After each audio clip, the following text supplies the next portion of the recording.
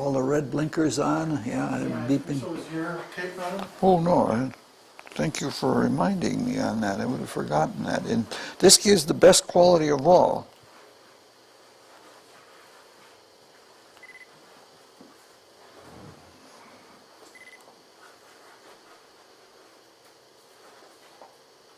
Huh?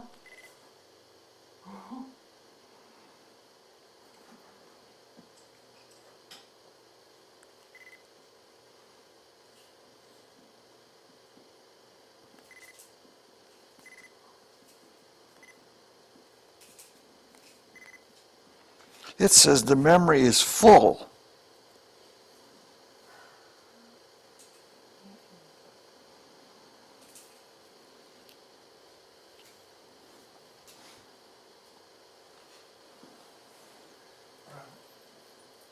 We have a nice moment of silence for it anyhow. Yeah.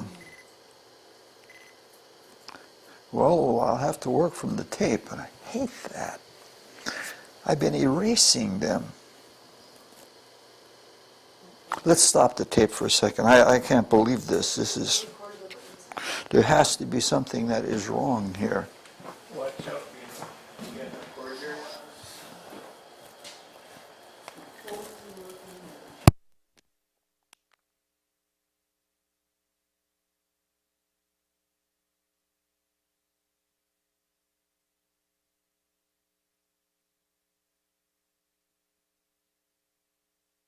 Mad at me because chances are something isn't working.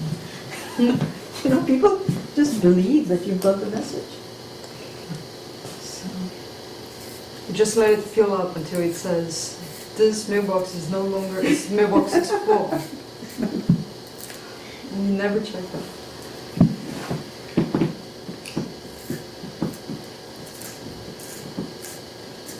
well, my computer's about 7 years old, so maybe. Yeah, dying. mine is about that old too. It starts doing tricky things, and I can't open certain It might emails. have been recording all the while. You mean when it shouldn't have been? When it shouldn't have been, Oh, that it didn't get turned off? something like that.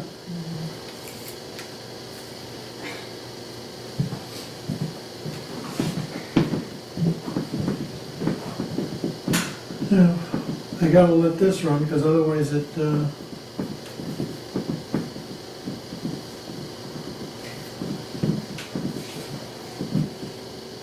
no pause on these buggers.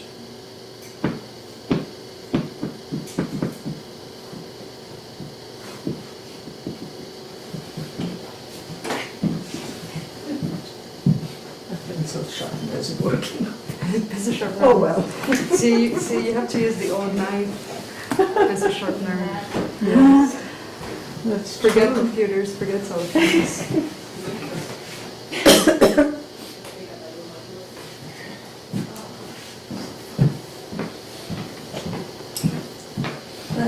Hello. Yeah. Oh, Wonder Woman.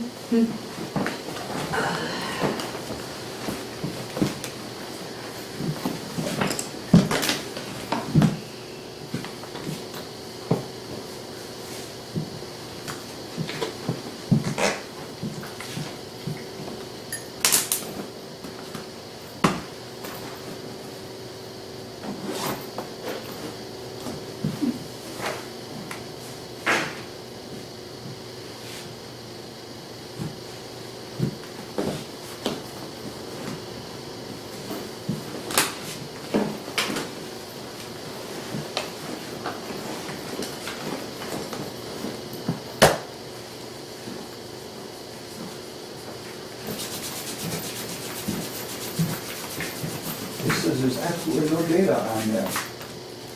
This says memory full. Hello. I don't know why it promised that.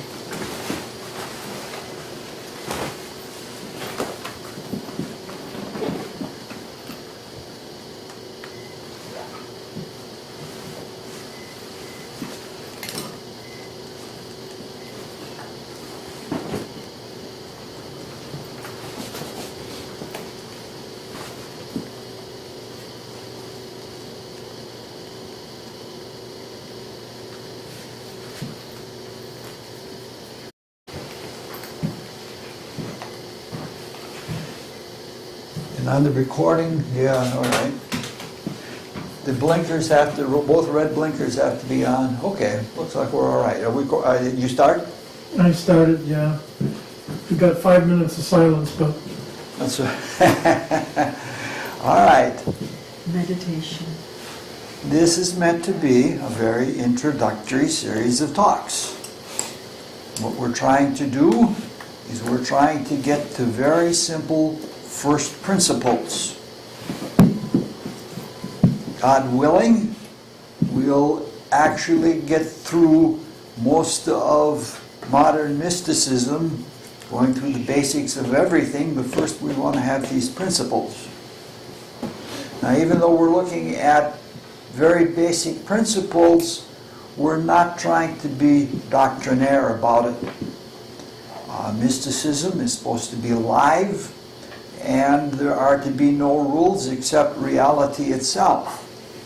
Though some misguided mystics do try to teach mysticism in a doctrinaire way. It's too live and it's too vital, and it must be approached with subtlety. You have to live your way into mysticism and not study your way into it. Despite all of this, most mystics of all types are more in agreement than most religions which are based on doctrines. And this is because most mystics report their experience. And since they experience the same reality, the reports are very similar. Now, the reason for this series of talks is that we have a lot of misperceptions and a lot of misconceptions about the nature of reality. And one of them is that we take things for granted. We take things for granted as the spiritual worlds being like these worlds. And we're taught a lot of things from childhood on. For example, we're taught as children that we have to get ahead in the world. In order to get ahead in the world, we have to look out for ourselves and not for others. We have to outdo others. Well, the spiritual reality seems to be that cooperation and mutual assistance are far more important than competition for the evolutionary process.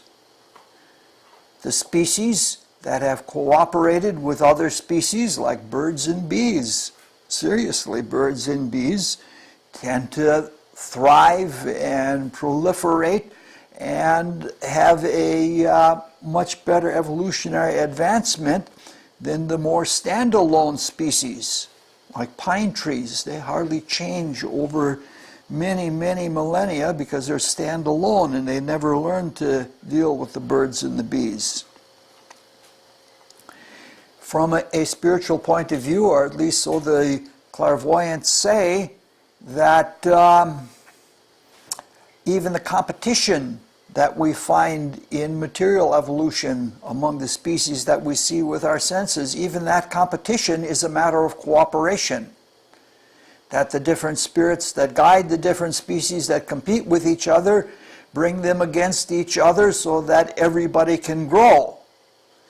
And if there really is no death, and if there really is no destroying some other being, competition is just another form of cooperation. Another misconception that we have, which requires our looking at the world in a different, more mystical way of things, is materialism. We stick to the ideas of materialism, and materialists believe that everything, our thoughts, our emotions, our intuitions, are all the products of interactions of matter, which doesn't say very much for that theory, because that theory itself then has to be a product of the interactions of matter. And someone like Spencer, if his ancestors had had a different diet, we would have a different philosophy than the materialism that we have now. That's being a little bit unfair, but you get the basic idea. Now, there are a lot of other examples that we could offer, and some of them will be offered along the way, but you can see the reason why we have to think in ways that are different from the misconceptions that we have. The more thoroughly we can imbue our consciousness with basic first principles, the quicker we will expand our consciousness and the quicker we will have awakening experiences. More important than hearing and imbuing ourselves with first principles is discovering them. Discovering them in ourselves and discovering them in the cosmos. Experience. Experience is the all. It's not enough to read about it or to hear about it. It's something that we have to experience in order to progress. Our experiences do not have to be as profound as those of St. Paul on the road to Damascus, or that of Siddhartha Gautama under the Bodhi tree, but a few intuitions and increasing insight leading up to greater experiences are sufficient. Along with immersion into principles as a kind of a spiritual baptism, we have to also let go of our current assumptions. We don't have to disbelieve to the point that we are silly, but we do have to suspend judgment on everything, what we've been taught traditionally, what we learned from mysticism, until things prove themselves to be what they are. Now, the first principle that we tried to immerse ourselves in first was unity, ultimate unity.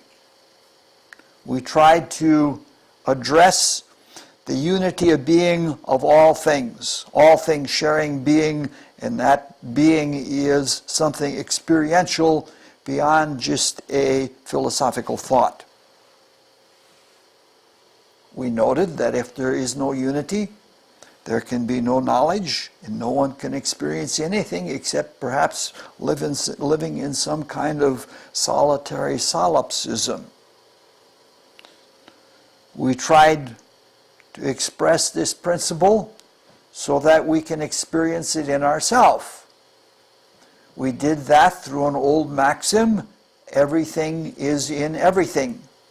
If we participate in that unity and we are conscious free agents, anything that we need to know in all of existence can be known to us. And that's not a very easy thing to do, but it's an important thing for us to understand. Self-reliance. We rely on authorities. We rely on things that have been built up for us rather than relying on ourselves. And as long as we do that, we won't have the experience. So the maxim we used was everything is in everything. The second principle that we looked at, or that we tried to discover in all of the creation, has to do with knowledge and realization. We didn't have a maxim for that. We made one up, and we used one maxim that is close to the idea we were trying to get at. We tried to get at the principle that all creation and all knowledge is realized through division and difference or diversity. And that the most basic of all division is the division into two things to make a distinction between the two of them. It's a very difficult principle, and we'll come back to it again and again, including a little bit in this talk. We realized this first principle by experiencing it in the moment of knowledge. It's an experience we've all had, an experience that we can all enlarge on. And that is that when we know something, at the same time we know something, we come to a realization that there is a lot we don't know. We sense that there is a lot that we don't know.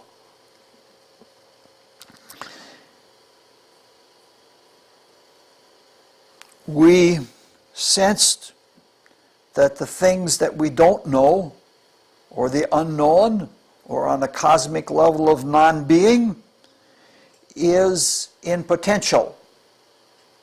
But even that potential is within what becomes common unified being, or it could never come into being. That's a very deep and difficult principle. And part of the reason that it's difficult is that in order to bring non-being into being, or to come to know things that we don't know, it requires something in which most human beings are weak, and that is faith. We have to have the faith so that we can plunge into the unknown, into uncertainty, and give up everything that we know in order to do that, because if we don't, if we stay in the safe little island of what we know, we'll never get anywhere. We'll stay in that and in that only. And this is true on even the deepest level. We're talking about the level of supreme being relative to non-being. Now, of course, supreme being of a universal spirit does not have insecurity, but it still plunges itself or gives itself into the unknown. The poet Goethe talked about it as the infinite feminine leading us on. Because of our insecurities, it's a little bit more difficult for us. When we talked about that second principle, we couldn't find an appropriate maxim, and so two were given. And one was composed for the purpose, but since it isn't really a maxim, it's a bit awkward. It's a pseudo-maxim, and that is that in dualism there is knowledge, and in knowledge there is dualism, and both are creative. It helps to understand several things about knowledge and creation, and the distinct difference was indicated in the other maxim, that truth is a double-edged sword. Now, there are, beside the things that we said about these principles, we could have said many other things, but it would get awfully boring if we did that. But these principles are behind everything that is in existence. And by digging into them and trying to understand them and philosophizing about them is how we become imbued and familiar with them. Please consider doing this. Sitting down for an afternoon and pondering spiritual principles is a very good way to spend an afternoon or an evening. Now, the first principle that we're going to introduce this evening branches off from where we left off last time with the principle of dualism, the principle of creation through division and diversity and difference. In fact, all the principles for the next several talks are going to branch from that very basic principle of creation, because the being, non-being is the basic beginning, the differentiation within unity. So they're all going to branch off. It'll be a very short talk tonight, because the principle that we're going to discuss now is stated in a maxim with which everybody, probably in the entire world, is familiar. And there's a danger when something has that much currency. And that danger is, again, when we are familiar with something, we assume that we know it. And we don't continue to probe anymore because we figure we know that already, especially since it's stated in such a simple and obvious, self-evident way. We take family members for granted because we know them, or at least we think we know them.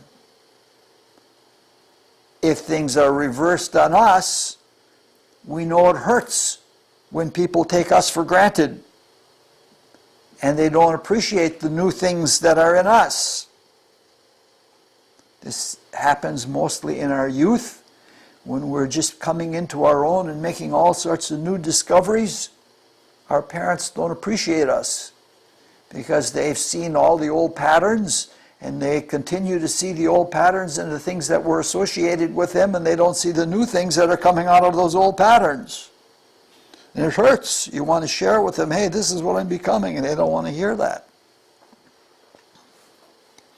For this reason, we don't want to take principles for granted. We don't want to take people for granted. We want to stay live and fresh and new all the time. The principle that we're going to talk about this evening is usually discussed with relationship to ethics and morality and human behavior. We're not going to look at it that way. We're going to look at it much more in abstract and look at it along the lines that we've been looking at it. Now, we're not doing this necessarily to be different or contrary or anything like that. We're looking at it because it is so applicable in a much wider sense, and it gets down to the moment of creation, it gets down to the moment of life and realization, and that's what we want to get at, because when we have that, then it can apply to everything else. We want to see things more deeply. Eventually we'll have an entire sub-series on this principle, on the moral and ethical aspects of it, but not right now. We're going to look at more the metaphysics of it. This maxim is a partial quote from the Bible. The full quote goes into things that we're not interested in. It's a simple principle or a simple maxim. As ye sow, so shall ye reap. As ye sow, so shall ye reap. The classical name for this principle is the principle of action. Now, the principle of action is difficult to speak about. And one reason for the difficulty lies in us, because it's obvious and it's intuitively true. And that being the case, why think about it?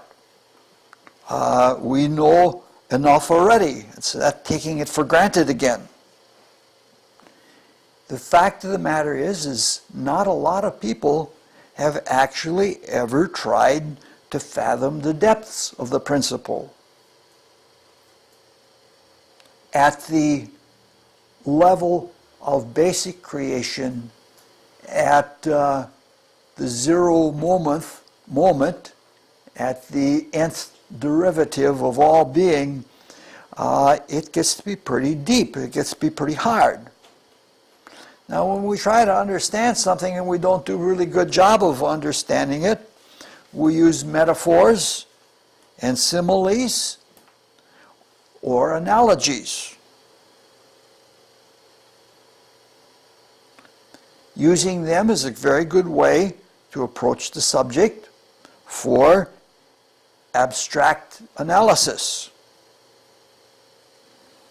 Now, we live in a time where the whole world outlook is not mythological. The world outlook right now is scientific. And so we tend to use metaphors from science. We tend to use material science principles for trying to relate to what are basically spiritual principles.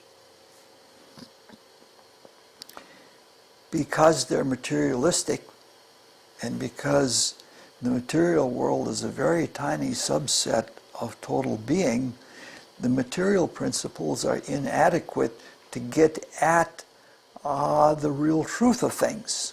But because they're close to us, they're useful, and we can begin to be useful.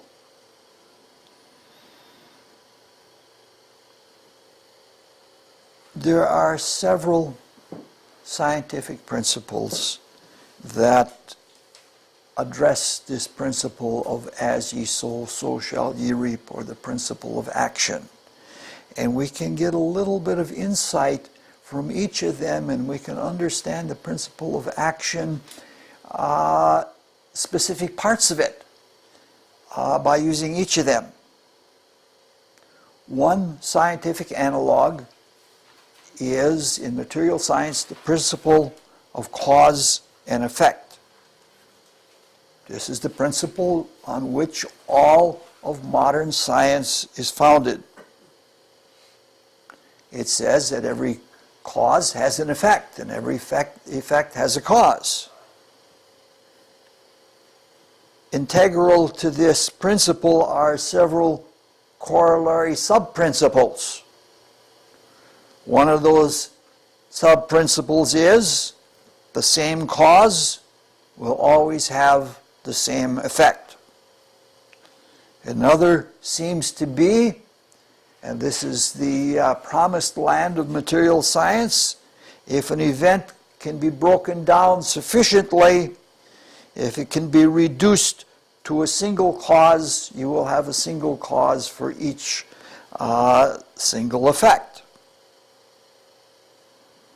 There are more of such assumptions that material science uses, but basically this is a pretty good beginning for using it to get at the principle of action. It's a working principle, because through it we have mastered a lot of the material world and we have put it to use technically. Now, one of the weaknesses of cause and effect, as it is in material science, is endemic to all materialistic philosophies. It is obvious in the first corollary sub-principles. The same cause will always have the same effect. Now, if that is true universally, or if there is no supersedent principle, there'd never be anything new. And very intellectual materialistic philosophers go to that extent. And they say that all of the billions and billions of probabilities, that we play through them all, and then it happens all over again, or something to that effect. In this regard, materialists have a more unchanging God than religious fundamentalists. And this is a causal determinism. And even knowledge of it, if you think about it, is causally determined. If we know the truth of cause and consequence, our knowing of the truth is due to some previous cause, and it's not due to the fact that we can get outside of the principle and be free and independent truth knowers. Obviously, materialistic cause and consequence adherents don't really believe that strictly, even though they say they do, and they have to say they do. They don't believe in that kind of inclusive cause and effect. If for no other reason, because it would detract from the fame of their discoveries. Their prestige would be lost.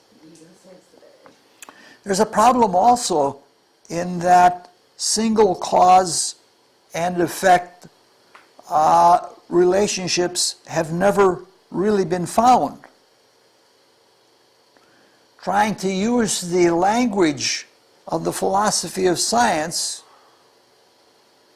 we have isolated implied, necessary, and sufficient causes for specific phenomena, and all these words have technical meanings, or effects. We have never isolated them completely from some influencing greater reality. It's a problem among some things. Like, for example, inorganic chemists don't want to have much to do with organic chemistry because it isn't clean. There are all those other things that come in. We have isolated causes and causes and effects sufficiently to apply our knowledge, but the attitude of isolation has been foolishly lethal for us. For example, we have isolated agents that we use in herbicides and pesticides, and we have applied them with remarkable effects, but in the isolation we've also isolated ourselves from a greater understanding of what they do to the general environment, including human beings. And so we have produced an extremely poisonous environment with very lethal diseases as a result of carcinogens and things like that. So the isolation method is not possible. Just like it's impossible to have a perfect measurement, it's impossible to isolate to that single cause. Now there, we could talk about all kinds of other disastrous effects, but this is enough. As we experience this, because everything is in everything, we intuitively sense that there is a single cause from which all other causes come, or from which they function.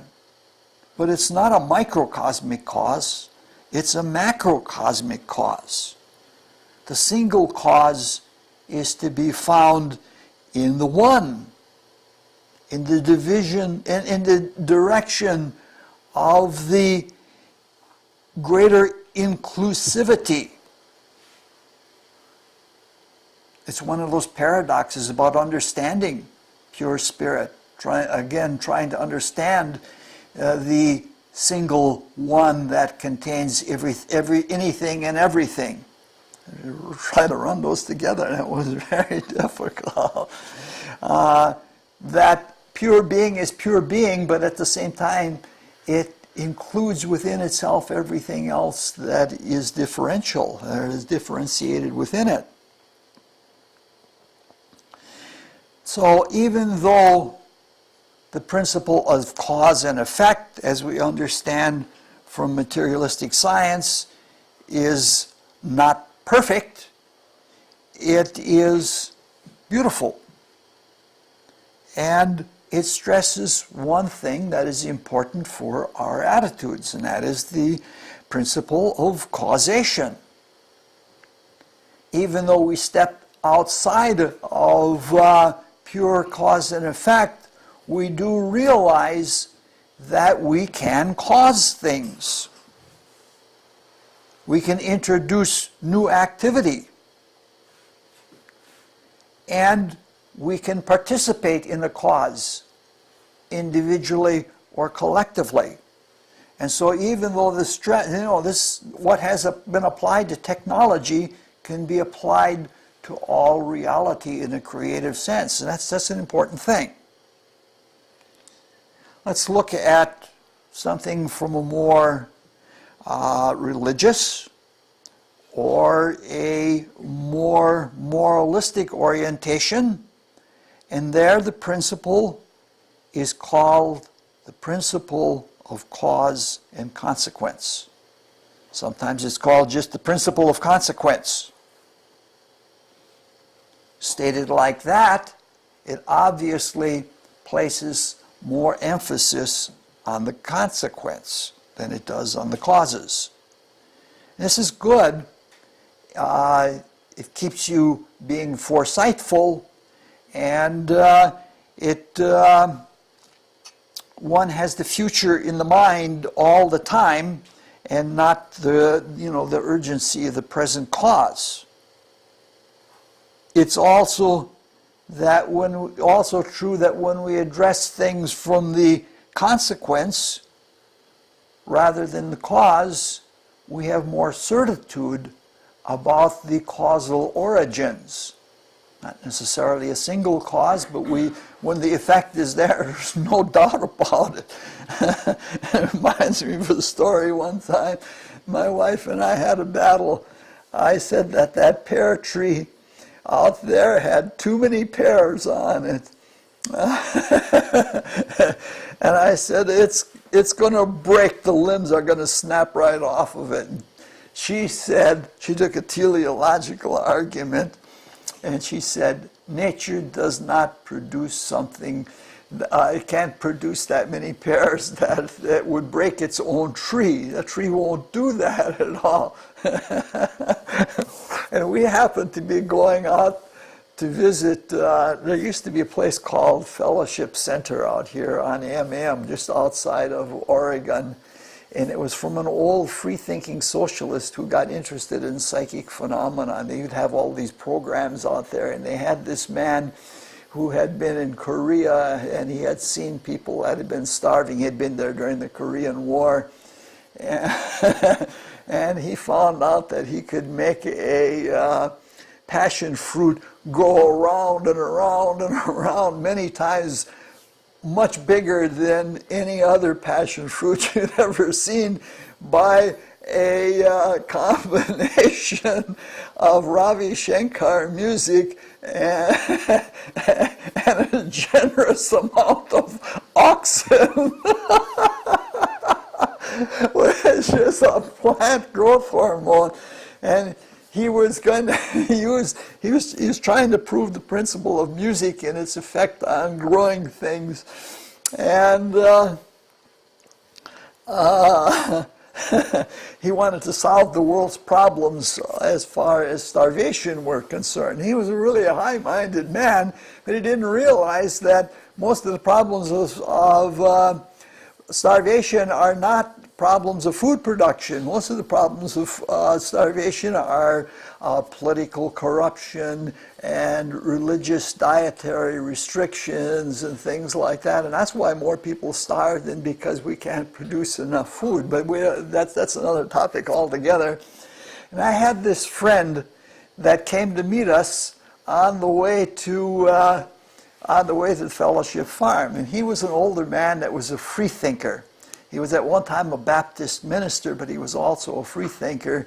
In fact, I even went out and spoke to the Freethinkers Society at one time, and it was a fun night. But at any rate, he was was a very frank man, and he came just a few minutes after the limbs broke off of the pear tree. And he said, well, that settled that argument, didn't it? It was a loss. It was a tragic loss, but that's what you get when the emphasis is on the consequence side of things rather than on the causal side of things. The effect or the consequence tells you about what the cause is.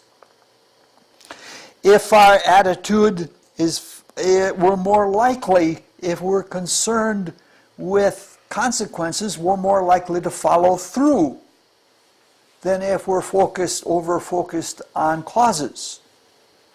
Because causes, or the principle of action, is ruled by Mars, and Mars is famous for not carrying things through. And part of our human psychology with regard to almost anything is we don't follow through a lot.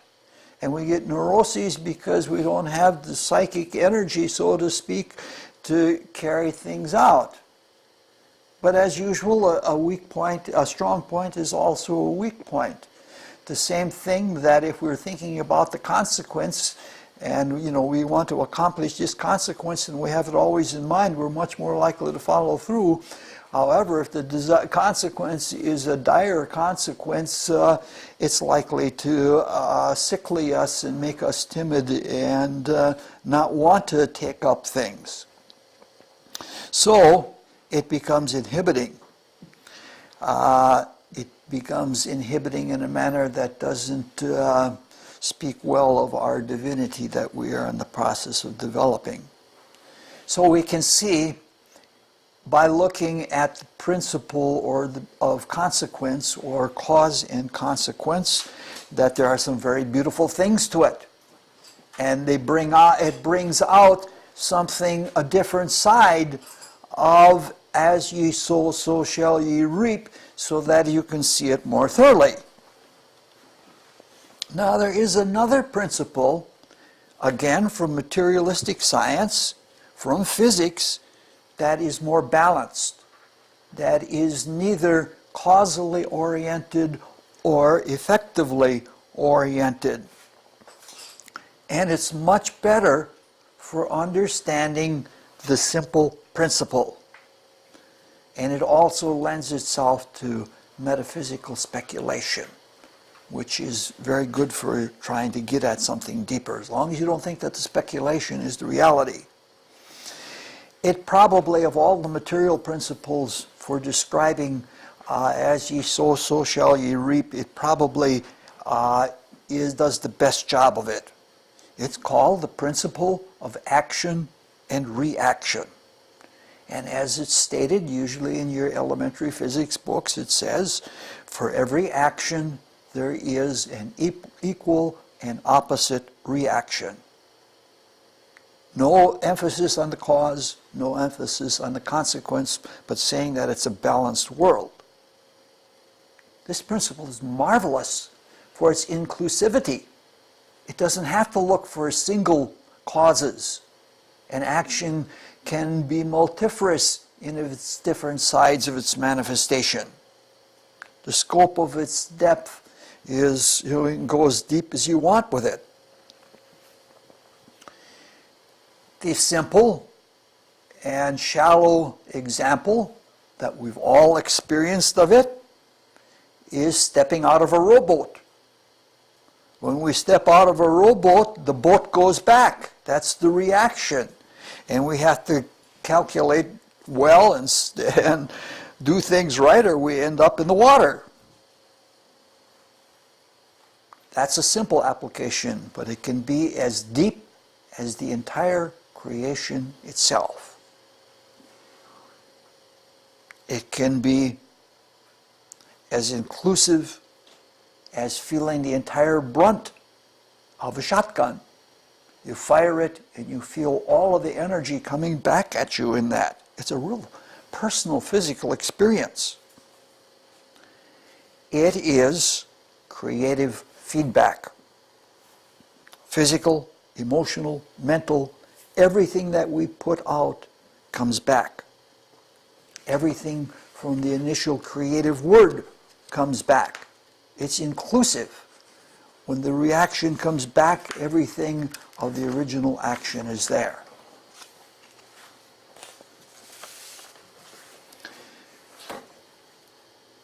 We as human beings are quite marvelous. Even our perversity is marvelous. And our perversity is such that we can abuse a principle as beautiful as the principle of action and reaction. We can abuse it horribly. Sometimes when we're very egoistic, we think so much of ourselves that we pamper ourselves. And this happens on a philosophical and very deeply spiritual level to many people. For example, millions of people have told themselves, we don't need to initiate action. We are divine beings, and our divinity will eventually be rewarded. Or some people just use it as a dilatory thing, and they say, we have plenty of lifetimes before us because we're divine beings. Now this, of course, rejects the truth of the principle that if we initiate no actions, there will be no actions. If there are no causes, there will be no consequences. But in an ongoing causal activity, even initiating no causes has consequences of non-participation. Now, people try to do an end run around the principle of action and reaction. Many people try to transcend manifestation to the most supreme degree and not to participate in any way in anything that is creatively manifest. Of course, this neglects the fact that everything is in everything, and that if they are at the most supreme level of the universal spirit, they're inseparable from it. And even their identity is dissolved, and they can't individually by themselves be all being. So you can't get away from it. You can't, out of trying to pamper yourself in non-participation, the slings of, what is the slings of destiny? What is the Hamlet's line? Oh, how could you? The literati. That's right, the glitterati. What was it? What? What were you trying to think of? To be or not to be. Oh. Now, one would think that if it's good enough for the universal spirit to participate in action and reaction, it ought to be good enough for anyone participating in the universal spirit, but that doesn't make a lot of sense to a lot of people. So we are indeed a peculiar people, as St. Paul says, and peculiar even in our perversity. So ultimately, it seems that there is only one answer to the to be or not to be question, and that is to be. Ultimately, that's the answer that Hamlet comes to also. You just can't drop out. We'll come back to this more ultimate level of the universal spirit in its most supreme sense, but let's do that a little bit from where we are now. Obviously, there's no room for accident in the as ye sow, so shall ye reap principle. Some people resist this, thinking, shucks, if I accept this, I can't get away with anything. Well, they can't get away with anything anyway. It's a matter of attitude. If somebody has such an attitude, that will also have its reaping.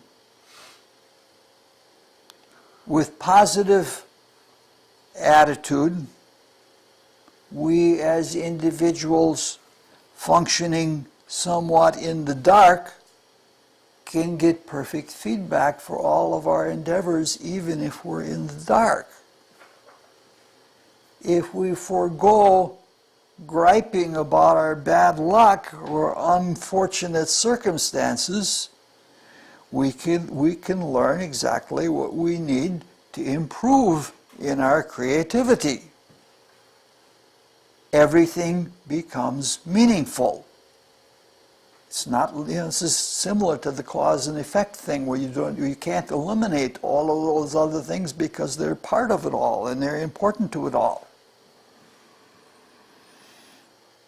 If we thoroughly base ourselves in as ye sow, so shall ye reap, everything becomes beneficial to us. That's why it's important to thoroughly absorb ourselves in these first principles, because if we do that, everything in the world is changed for us. We can get to just about anything we want, or anything that's right. Now, it's a little bit more difficult to accept the principle of as ye sow, so shall ye reap in collective destiny. We say to ourselves, I save money, I'm not responsible for the financial crisis that we're in. Or I'm not responsible for the atrocities and inhumanities of World War II, or of Pol Pot, or whatever like that. I'm not like that. This is a very myopic, closed-minded view of cause and consequence.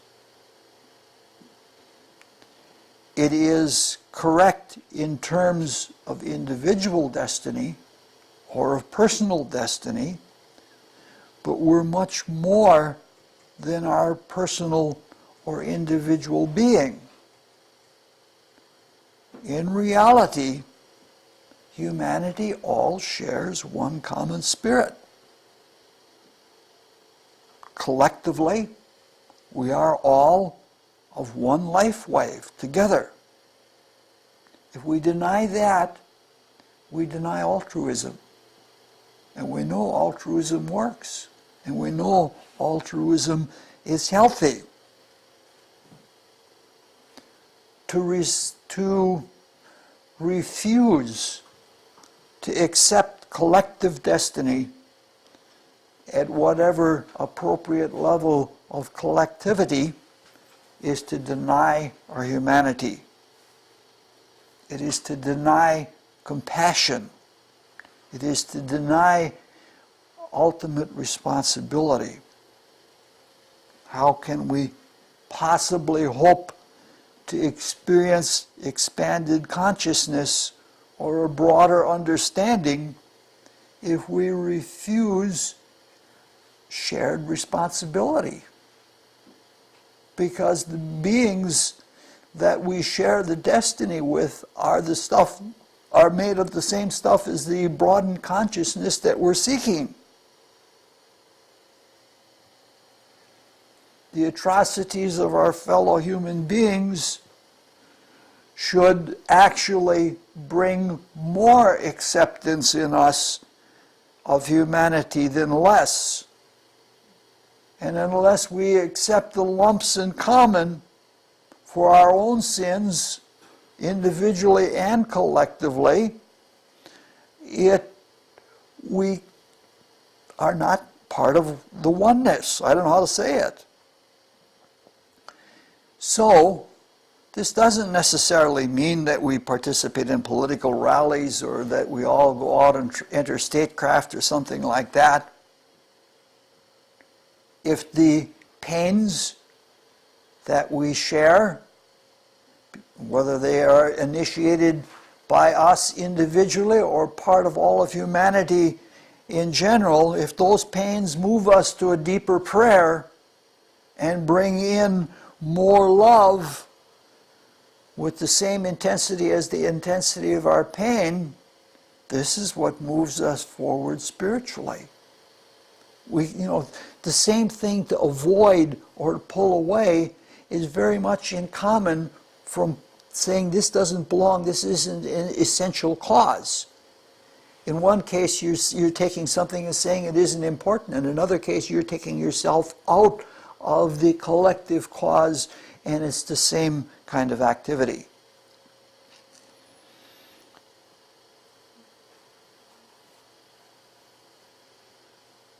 Just as it's hard for some people to accept the principle of action and reaction on a practical level with regard to collective destiny, it's hard for others to accept it on philosophical grounds or metaphysical grounds. And now let's try to get at those metaphysical grounds for acceptance or non-acceptance of action and reaction. And let's do that by a very unusual path. Let's take the path of grammar.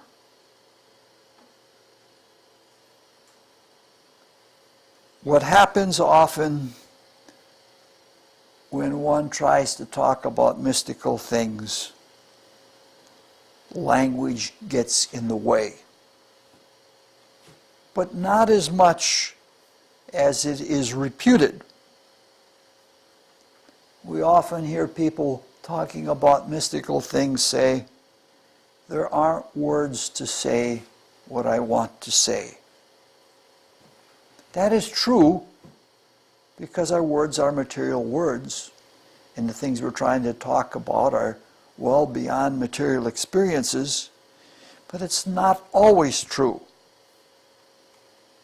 Sometimes it is the situation that we don't know what we're talking about well enough to put it into words, to verbalize it. And it's not because there are no words, it's because we don't know how to use the words that we have. After all, Shakespeare and Meister Eckhart and Plotinus did a pretty good job with the words that we have right now to express some very spiritual things. For myself personally, I've had the experience that there have been things that I have not been able to say, the things that I've wanted to say. And a few years later, I find that I'm able to say them. And it's another example of what we talked about last time. When you know something, you know what you don't know. But when you know something, you could see what you didn't know before. And I could see on obvious cases in my life when I couldn't put something into words, it's because I didn't know enough what I was talking about. And then when I was capable of putting it into words, it was clear to me that the fault was not in our stars, Brutus, but in ourselves. It was in my own being that I was not, I was trying to talk about something that I wasn't ready to talk about. Now, words for a mystic are very different than the words for a grammarian, but they're not so much different as people think. Our language, especially our written language, is artificial. Words and language are a set of symbols, and that set of symbols has a commonly accepted convention of meaning. And the convention about meaning is maintained by authority. We have dictionaries and grammarians and linguists that give us the logic of grammar and things like that. So it is authoritatively maintained. If we look at the other end of the spectrum of language to the mystics, is that words are living entities which have power. In the beginning, was the Word, and the Word was with the Spirit, and the Word was Spirit. The same was in the beginning with the Spirit, and by it all things were made. So if we go back to very ancient languages like Sanskrit in the Rig Veda, we find out that most of the words are the names of divinities, and that our description of actions and attitudes and activities and powers come from the divinities themselves, or through the names of the divinities. Mystical words have sound power as much as they have meaning. The meaning is right in the effect. Probably all of us have seen those experiments with sound waves. Have floating sand on a pane of glass or on steel, and then you give it certain kind of vibrations and it forms geometrically into figures.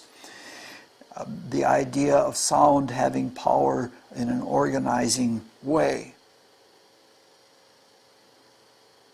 The figures that come out when we do that kind of a demonstration are one way of showing that there is power in sound, but that everything comes out of the source of words. Now, spiritual power and character work their way down into our artificial, conventional language also. It's not completely divorced from that. The fact that most humans are blind to the spiritual worlds is shown in how our language is removed to such a degree from its spiritual roots and is external to it as we are exiled from the spiritual reality. Our language is so far from magical words as far as we are. It should be said that in a manner similar to the way we are removed from the world of magic.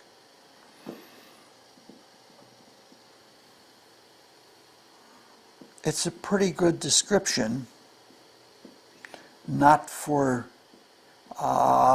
communicative spiritual experience, to talk about language this way, but nonetheless, the descent from meaning and power in words into artificial defined language is something that can be followed. And some words convey spiritual things. It's right in the parts of speech of our language. Now, some of us here participate in a prayer group every Sunday night, and we read the same inspirational words just about every week, except for solstices and equinoxes.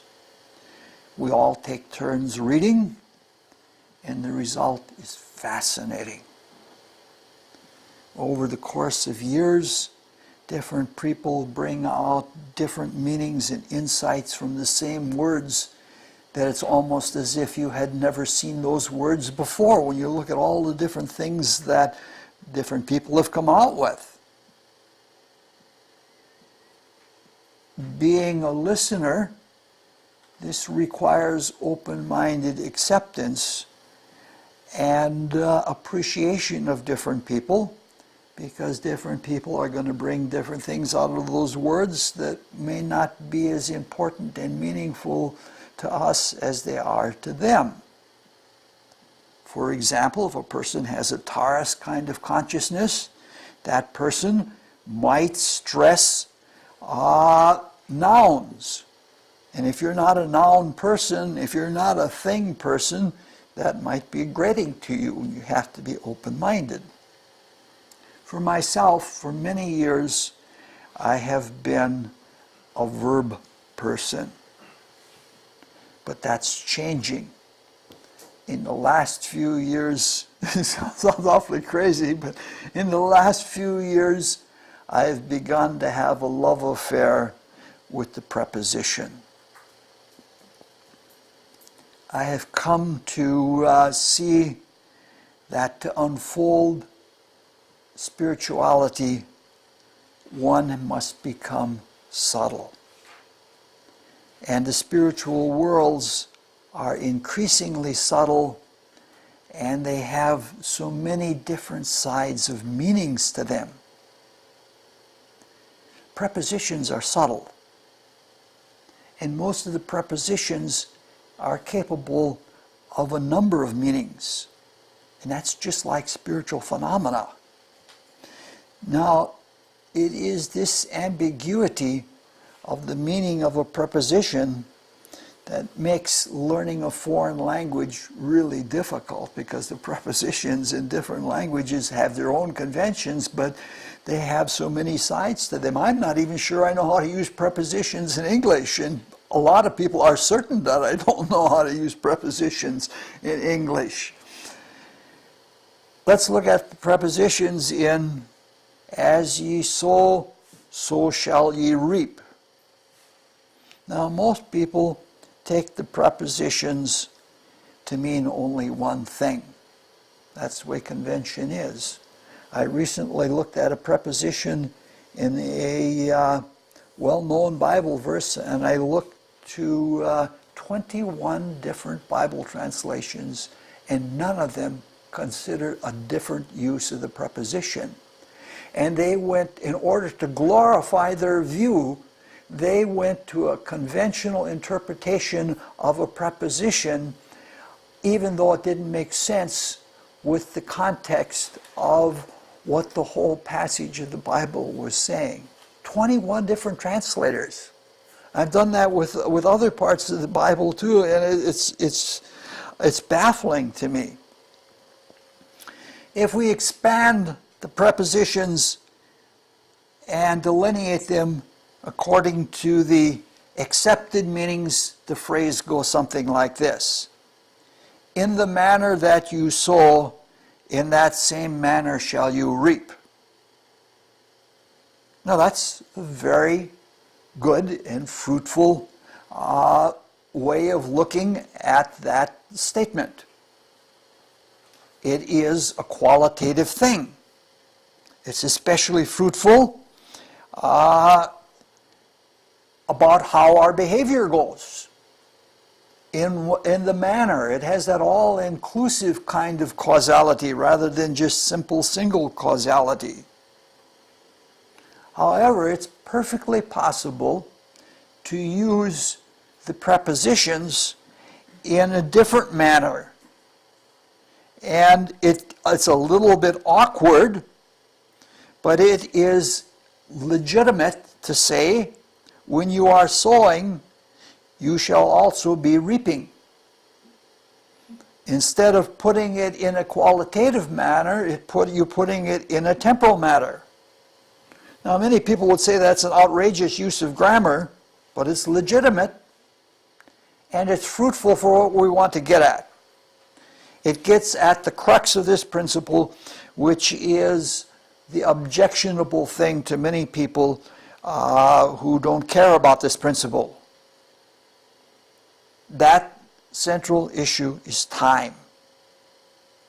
Cause and effect, cause and consequence, action and reaction stand on different sides of a moment of time. The connection of action and reaction, it's more obvious that we can see that they're connected to the moment in time. Because the moment in time, if we're thinking cause and effect, there's usually a train or a cause of a train or a wave of causes and effects that goes on and on and on. And when a cause becomes an effect, it's not an easy, simple thing. But if there is an action and a reaction, you can see the moment. You can see the 0 point that everything separates from. So the mutual unfoldment from that moment goes both ways. At the time when you sow, at that time will you reap. Especially if you end up in the water stepping out of the boat. It's pretty clear at that point. The usual objection is that there is no time in the spiritual worlds. Time is an illusion of the separate existence or a separative existence of the material world. Transcendentalists especially find time to be anathema. But if you read really astute, careful spiritual writers, they will say things like there is no time, but they'll always be careful about it. They'll say something like, there is no time as we know it here in the spiritual worlds. That's a big difference. The parenthetical insert, as we know it here, is extremely important. Time is a concept. It's a concept that represents a potential state of being, a potential in which things become.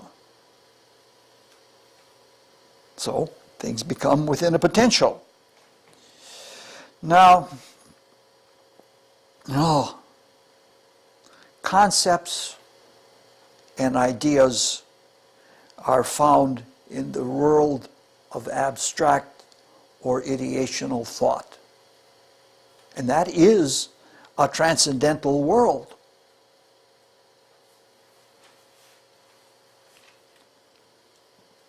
So if we have two trains meeting and passing each other here in this material world, that is a phenomenon of time.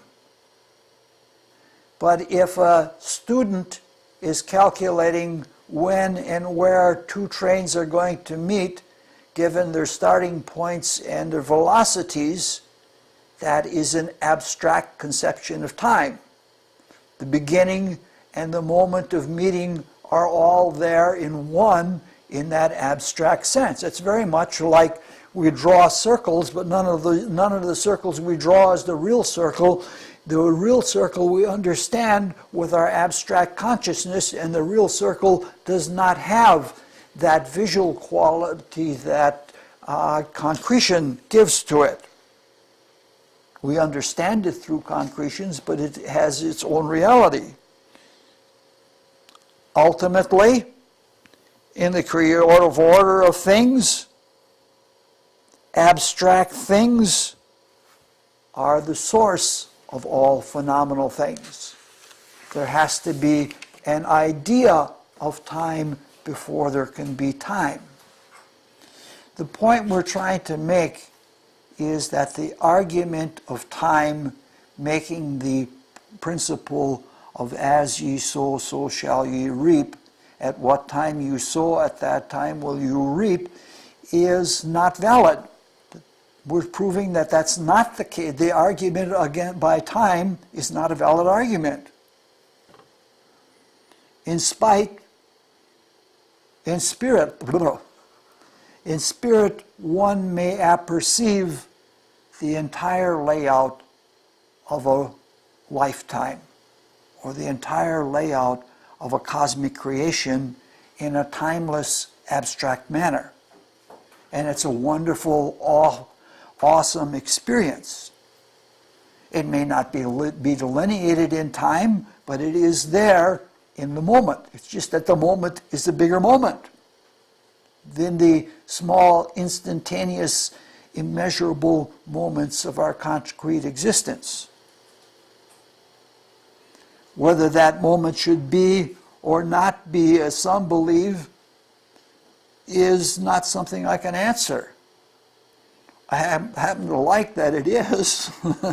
I happen to like being in what we are in, and I'm perfectly happy to accept the benignity of divinity. The deepest part of the Spirit has always been associated with the good. As ye sow, so shall ye reap. Every action has an equal and opposite reaction. And we now have three principles in which you can steep ourselves for spiritual growth. And we know this, from this one, we know that we don't only have to have the intuition of unity, we have something that gives us evidence. Not only does knowledge come in difference, knowledge, the difference through which knowledge is known, has the symmetry of cause and effect, or the better said, of action and reaction. Now, I suppose you've all figured out by now that you can put all these principles together, as I just tried to do here in the last few seconds, and it turns out to be exceedingly fruitful to do that. I don't think you should try to build a whole cosmology on it, though some groups like Vedantins have tried to do that very thing. But I do think that crossing one principle with another helps us to understand the reality that is, and it's very good for spiritual awakening. And maybe sometime, if we at the end of this sub-series, if we have time before we move on to another sub-series, we'll maybe spend an entire talk putting together different principles and showing how they relate to reality. And that's it. Did you figure it out? Question? Yes, sir. I've got a couple. Number one, do you think that that our language, basically all words are the names of deities or divinities? They originally began that way. Like, for example, take a simple word, bragging. Bragging comes from the god Bragi. Bragi. Yeah, it's a Northern European divinity.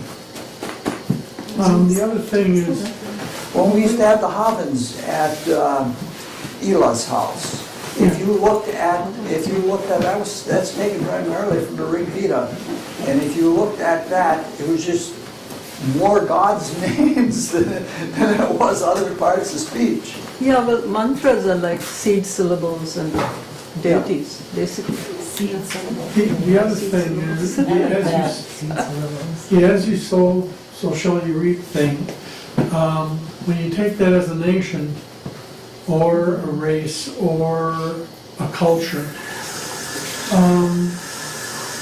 even though individuals might not be directly responsible for this, the idea of even having an attitude, would that be enough to, Certainly. because the thoughts are things? Yep. Many people, maybe not in the same order of magnitude, but many people participated in the greed of saying, I'm going to get a house cheap. Okay, I'm just curious. Yeah, but many people have also participated in creating a culture which says that it's an American thing to have a home, which is just, Yeah. I just Yeah. can't believe that. You consider what goes into it, you spend most of your